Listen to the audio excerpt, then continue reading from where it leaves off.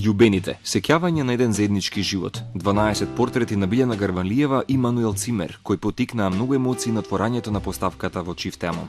Изложбата е директна рефлексија на тоа што значи да се соочиш со смртта, што би значило тоа за нивните и животите на нивните деца.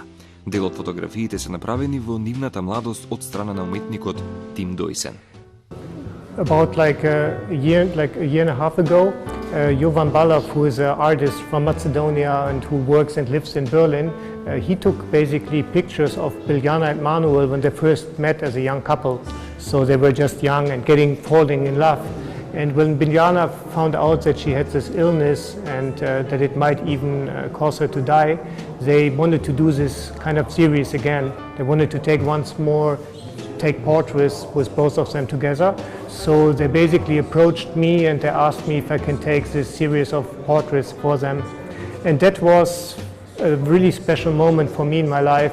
Проектот е реализиран со дигитален метод на така наречена проширена реалност и представувал голем предизвик за германскиот фотограф Тим Дојсен, кој собрал храброст да обработи специфична приказна со трогателна нота. Покрај изложбата на Македокс во Куршумлијан, големо внимание привлече и проекцијата на последниот документарен филм Тетовски самрак на режисерката Билјана Гарванлиева како и нејзиниот сопруг Мануел Цимер. Needed now 3 years after she passed away to finish all this, and I always thought about where could be the premiere or which festival there should be, and then I came 2 years before I came to Macedok the first time. I always missed the right dates, and when I was here the first time I said this is a festival, so if we have a premiere it should be here, because the atmosphere is so nice and familiar, and of course Skopje is the hometown of Biljana. Овој филм кој со големо внимание беше проследен на платото пред Музеот на Македонија последниот на прерано починатата режисерка, кој потоа беше и довршен од страна на нејзиниот сопруг.